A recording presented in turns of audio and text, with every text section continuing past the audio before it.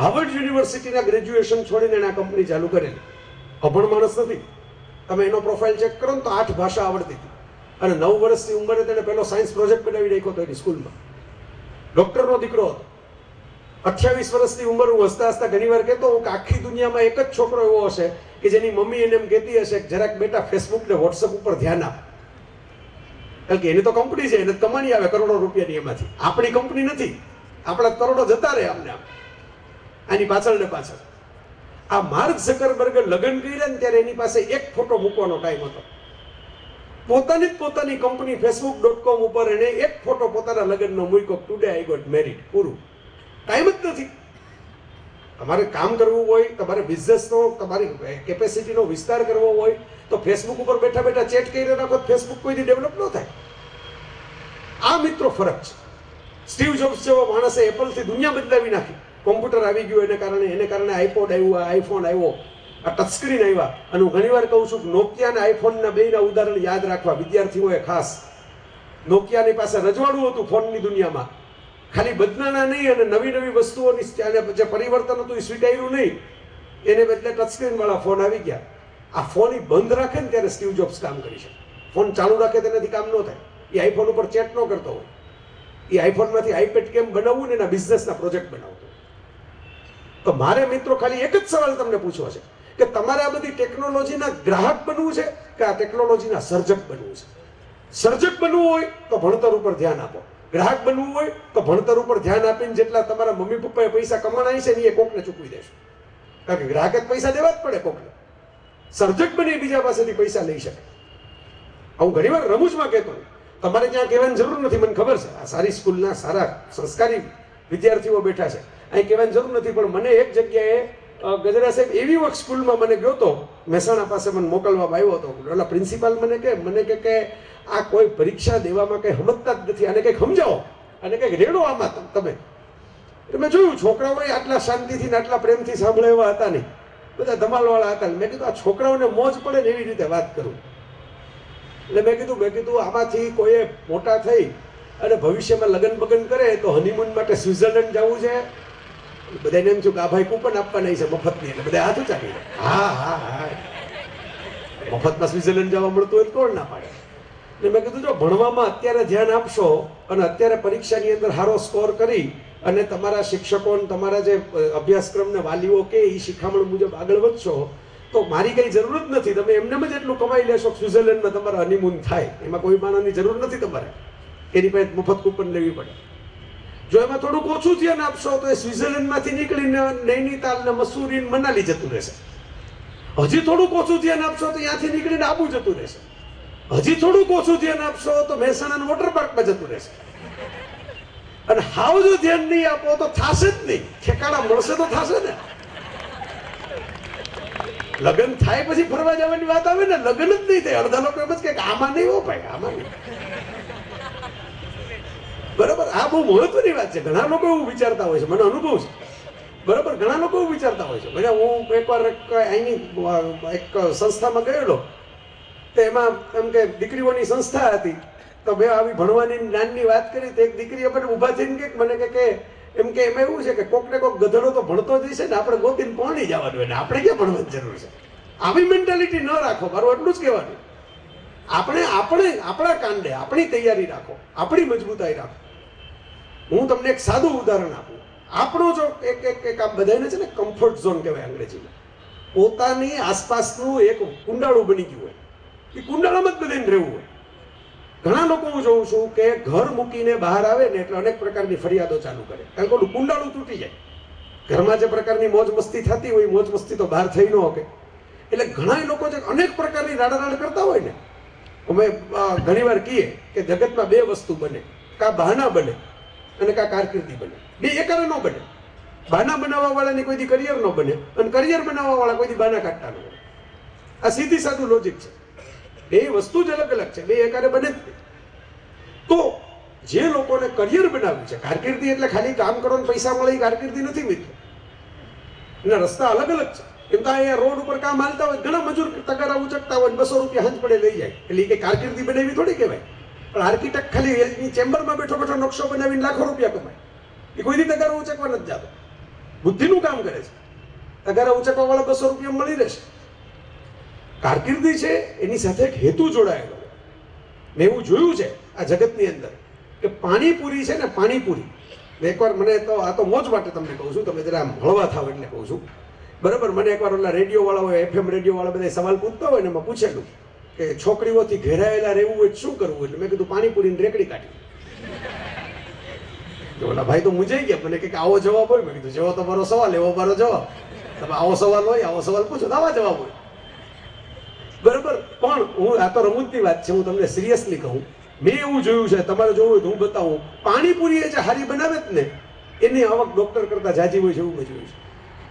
Doctor દર્દીઓને રાહ જોતો હોય, માં કસ્ટમરના ઢગલા થતા હોય, એમાંથી 2-4 દર્દી માં જતા હોય ડોક્ટર પાસે. આવું આપણે નજર સામે જોયું છે. જે કામ કરો ને મિત્રો એમાં જીવ રેડી દો ને, પછી તમારે કઈ કારકિર્દી બનાવીને એની ચિંતા કરવાની જરૂર નથી. તમે બેસ્ટ હો ને, બેસ્ટ ડ્રાઈવર હોય ને એને ગોતવા માટે 4 શેઠિયા વાંટા મારતા હોય ને, એક એવા દ્રશ્યો મેં નજરે જોયા છે કે આજે તું મારી ભેગો આવજે. ઓલા કે ના ના ના, હાંજે તો મારે બહારગામ જવાનું છે, મારે એને છોડવો જ નથી આજે. એક ડ્રાઈવર માટે 3 જણા ઝઘડતા હોય ને એવા દ્રશ્યો મેં મારી નજર સામે જોયા છે. બાકી બેસ્ટ છે એના કામમાં, એના વગર કોઈને પરવડતું નથી બીજા અમે કામ ન કરી શકીએ.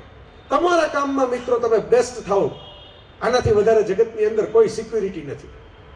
આપણને જે સિક્યુરિટી લાગે જ ને, ઓહો મારા ઘરની પથારી હવે મને નથી મળતી ને એટલે ભણવામાં મજા નથી આવતી. પછી લોકો જાત જાતના ટ્રીક કરે.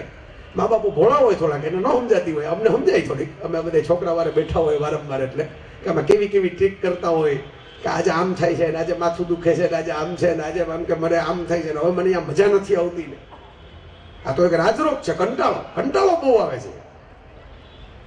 આ બધી જ વસ્તુ મિત્રો જે ઘરની બહાર નીકળે ને કશુંક કરવા માટે, એના હાડકા થોડાક દુખે છે, એને થોડીક મુસીબતો પડે છે, એને માથાકૂટ થાય છે. કોઈ જગતની અંદર ક્યાંય ગુલાબની પથારી છે જ નહીં. અને જેને ગુલાબની પથારી દેખાતી હોય ને એના માટે કુદરત જ ગુલાબ ભેગો મેસેજ આપ્યો છે કે એક ગુલાબ ખીલતું હોય ને એની ભેગા 10 કાંટા હોય. 10 કાંટામાં હાથ નાખો ને ત્યારે એક ગુલાબ તમારા હાથમાં આવે. અમે બધા જે ગુલાબના ફૂલ લઈને બેઠા ને એ તો રેડીમેડ ગુલાબના ફૂલ લીધા. કોક કાંટામાં હાથ નાખી, કાંટા સાફસૂફ કરી, પ્લાસ્ટિકની કોથળીમાં નાખીને પછી અમારા સુધી દીધું છે. અને એને 50-50 રૂપિયા લઈ લીધા છે એ મહેનત કરવાની. પણ કુદરત કોઈ દી કાંટા વગરનું ગુલાબ ઉગાડતી નથી, આ યાદ રાખજો મારા મિત્રો. જો ગુલાબની પથારી ઉપર ચાલવું હોય તો એક ગુલાબ દીઠ 20 કાંટા ઉપર પગ મૂકવાની તૈયારી હોય ને તેથી ગુલાબની પથારી ઉપર ચાલી આવશે. આ જીવનની વાસ્તવિકતા છે. અને એટલે હું કહું છું કે આપણું કમ્ફર્ટ ઝોન ઘણા ને એમ હોય કે મારી પથારી સિવાય મને નિંદર ન આવે. પછી એકવાર એવો કેસ મારા હાથમાં આવ્યો તો મેં કીધું આ જગતમાં સૌથી વધારે મોત ક્યાં થયા? ભાઈ મૂંઝાણા. મને કે મેં કીધું કયા એટલે કુરુક્ષેત્રના યુદ્ધમાં થયા ને, પાણીપતના યુદ્ધમાં થયા ને, વિશ્વ યુદ્ધમાં થયા ને, એવી બધી જવાબ દેવા માંડ્યા. મેં કીધું પથારીમાં. આ જગતમાં જેટલા માણસો પથારીમાં મરી ગયા છે એટલા ધીંગાણામાં નથી મરી ગયા. પથારીમાં સૌથી વધારે આપણે જીવ જે ગયા ક્યાં ગયા? પથારીમાં જ ગયા જ ને. તો મેં કીધું મારી પથારી કરશો તો આ પથારીમાં જતાય રહો અમને. એના કરતા પથારી છોડીને ઊભા થઈને બહાર નીકળો તો આના કરતા સારી પથારી કોકની તમારા માટે કોક પાથરશે કે ઓહો આવ્યા છે, એમને આરામ કરાવો. ત્યાં લગી પહોંચો તો ખરા. એક વખત મિત્રો બધી ધક્કા મૂકી, બધી ભીડ છે ની તળેટીમાં જોઈ છે. ટોચ ઉપર જગ્યા હંમેશા ખાલી હોય છે, ત્યાં સૂકી ભાજીને થેપલા ખાજો નિરાતે. પણ પેલા ચડો પગથિયા ચડીને ટોચ ઉપર. સાનિયા મિર્ઝાને હમણાં ખેલ રત્ન એવોર્ડ મળ્યો અને નંબર 1 ટેનિસ ખેલાડી બની. એટલે બહુ સરસ મજાની વાત કરેલી કે મારા વિશે જાત જાતની વાતો થતી હોય તો એનો જવાબ છે હું દલીલોથી ચર્ચાથી કેટલાક ઘરના દરવાજા ખખડાવી દેવા જાઉં. એના કરતા રમતમાં નંબર 1 બનવું આપોઆપ ચર્ચા બંધ થઈ જશે. ભારત સરકારે મારું સન્માન કર્યું. પણ બહુ એણે જે એનાથી આગળની વાત કરી, મારે બધાને તમને બધા મિત્રોને ખાસ કહેવી છે. એણે જે વાત એવી કરી કે નંબર 1 કોઈ દી તમારી ડોરબેલ વગાડવા આવશે નહીં ઘરનો દરવાજો ખખડાવીને. તમારે ઘરના દરવાજા છોડી, ઘરની જે અનુકૂળતા અને આરામ હોય એ છોડી, બર્થડેની પાર્ટીઓ બધું કામ છોડી અને કમિટમેન્ટથી તમારું કામ કરવા માટે તમારે ઘરની બહાર નીકળવું પડશે. હું પોતે આવ્યો છું આજે, જો લે સાક્ષી. એટલે આ ખાલી તમને ઉપદેશ આપું છું એવું નથી. Commitment is commitment. મારે પણ પાલન કરવું પડે એનું. બીજાને ખાલી કહું એમ ન ચાલે. તો જ મને 2 જણા પ્રેમથી સાંભળે. એણે એમ કીધું કે નંબર 1 એક શિખર છે અને શિખર ઉપર તમે કોઈક હેલિકોપ્ટરમાંથી ઉતારી દે ને તો ઠંડીથી મરી જાવ. જે પગથિયા ચડીને ઉપર ગયું હોય ને ટકી હવે, કારણ કે એનું શરીર ટેવાઈ ગયું હોય, એના ફેફસા ટેવાઈ ગયા હોય. એક વખત નંબર 1 સુધી પહોંચી જાવ ને પછી દુનિયા ક્યાંય તમને નડવા આવવાની નથી. પણ ત્યાં સુધી પહોંચવા માટે આપણો કમ્ફર્ટ ઝોન છોડવો પડશે. બધી અનુકૂળતાઓ હોય જ એવું જગતમાં જીવન જે જીવ્યા છે ને કાંઈ નથી કરી શક્યા. સીધી લીટીના કાર્ડિયોગ્રામ મરેલા માણસોના હોય. જીવતો માણસ હોય ને તો ઊંચો નીચો કાર્ડિયોગ્રામ વાળો હોય. આ યાદ રાખજો જીવનમાં. અપડાઉન જે સહન કરે ને એ જ જીવતું હૃદય કહેવાય. મરી ગયેલું હૃદય હોય સીધી લીટી થઈ જાય. એવી સીધી લીટી પૃથ્વી ઉપર કોઈ મળી જ નથી. આ જગતમાં જેટલા મહાપુરુષો થયા એનું ઉદાહરણ જુઓ. કોઈ એક જગ્યાએ પોતાના મમ્મી પપ્પાને ખોળામાં બેઠાડીને મહાપુરુષ નથી થયા. વિચારજો ક્યારે બુદ્ધ અને મહાવીર વિહાર કરતા કરતા નીકળી ગયા, ઘર મૂકીને, અનુકૂળતાઓ મૂકીને બહાર નીકળ્યા, મહાન થયા. આજે દશેરા છે એટલે હું તમને કહું છું, રામના પિતાજીનું નામ શું? બોલો બોલો. દશરથ. સાચું, સરસ. આપણે કોઈ ડીસી વખત આપણે તમને ઇનામ બીનામ આપી દે. બરાબર. રામના દીકરાનું નામ શું? વાહ વાહ, હોશિયાર છોકરાઓ છે. આપણે ક્યાં કઈ મન બોલાવવાની જરૂરત છે. દશરથના પિતાજીનું નામ શું? આપણે વડીલોને છૂટો જવાબ દેવાની. અજ. અજના પિતાશ્રીનું નામ?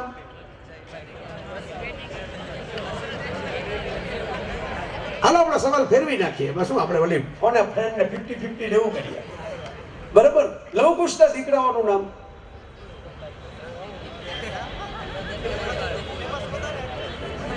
કઈ ચિંતા કરો માં, આપણે ખાલી પ્રયોગ જ કરીએ છીએ. જે રામના નામે આપણે દશેરા ઉજવીએ છીએ એ રામ પોતાની અયોધ્યા મૂકી, પોતાની સુવાળી બધી જે મમ્મી પપ્પાનો ખોળો હતો એ મૂકી જંગલનું જીવન જીવતા જીવતા બહાર નીકળ્યા તો એને હનુમાન મળ્યા. એ તો કઈ હનુમાન અયોધ્યા થોડા ઠેકડા મારતા આવવાના હતા. અને તો એને સોનાની લંકા વાળા રાવણને હરાવ્યો એટલે રામનું નામ અમર થઈ ગયું ઇતિહાસમાં. એટલે એના નામની કથાઓ, ગીતો, કવિતાઓ રચાણી, રામાયણ જેવા ગ્રંથો રચાણા, રામચરિત માનસ રચાણું. એટલે એના બાપ કે એના દાદાના નામ આપણને મોઢે છે, એના સંતાનોના નામ આપણને મોઢે છે.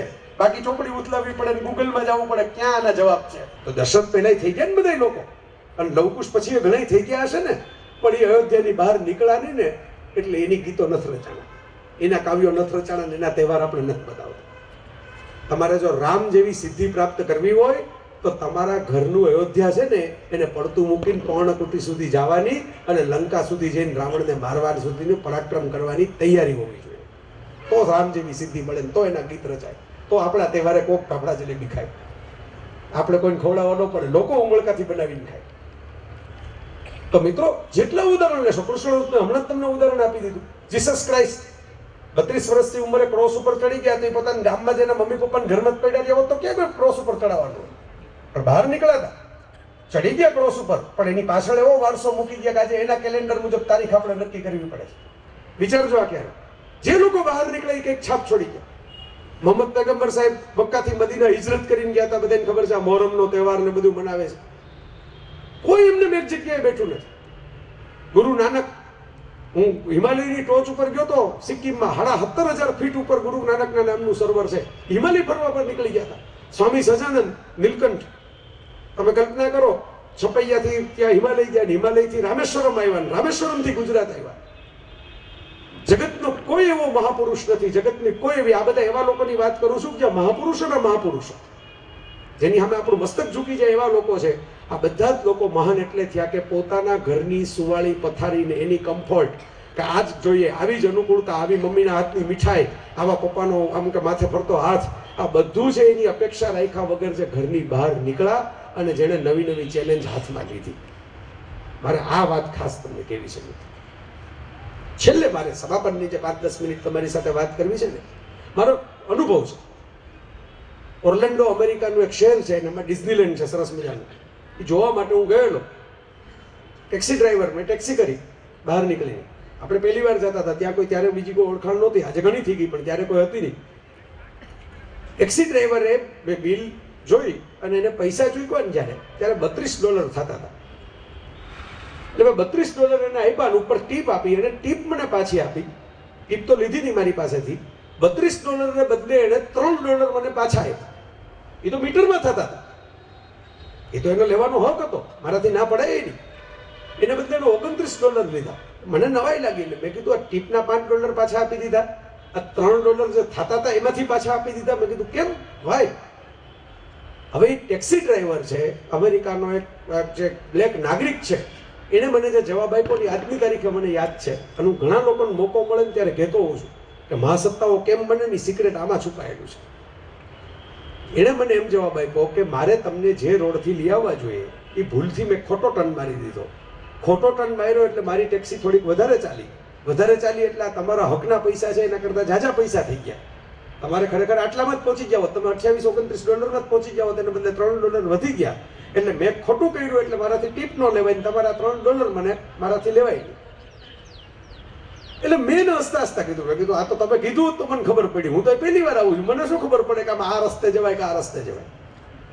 ત્યારે એણે જે જવાબ આપ્યો એમ કીધું કે સાહેબ તમે અમારા દેશમાં આવો, તમે અમારા ગામમાં આવો તો તમે જ્યારે બહાર નીકળો કોઈ રેલવે સ્ટેશનેથી, કોઈ એરપોર્ટેથી, કોઈ બસ સ્ટેન્ડથી, તો બહાર નીકળો એટલે સીધો હું ગામનો મેયર મળવા માટે આવે, નગરપતિ મળવા માટે આવે, ચીફ મિનિસ્ટર મળવા માટે આવે, પ્રેસિડેન્ટ મળવા માટે આવે. એ તો શક્ય જ નથી. આપણે થોડા કંઈ વડાપ્રધાન છીએ કે આપણને આમાં પ્રેસિડેન્ટ મળવા આવે. મને એમ કીધું કે સાહેબ અમારા ગામની ને અમારા દેશની આબરૂ સાચવવાની અમારે સામાન્ય નાગરિકોની જવાબદારી છે. બહારથી આવેલો માણસ અમારી શું છાપ લઈને જાય, અમે મૂર્ખ બનાવી જાય. એને કઈ ખબર નહોતી હું લેખક છું, વક્તા છું, તમારી યાર આ કોકની વાત કરતો હોઈશ. પણ એને જે જવાબ આપ્યો ને મને અહીં ચોંટી ગયો. આ બહુ મોટી વાત છે, બહુ સાચી વાત છે. તો અમારી એક હોટલના વેઇટરની, એક ટેક્સી ડ્રાઈવરની, એક રિક્ષા ડ્રાઈવરની જો હારો માણસ આપણે ઘણીવાર ફરવા જાય, વિચાર કરો કોઈ હારો માણસ ભટકાઈ જાય તો આપણે એને યાદ કરીએ, 5 જણાના નંબર આપતા ફરીએ. ત્યાં જાઓ ને તો ફલાણાને ફોન કરજો, એની ટેક્સીમાં બેસજો, એની ગાડીમાં જાજો. હું એટલા માટે આ કહું છું મિત્રો કે આપણી સંસ્થાની કે આપણા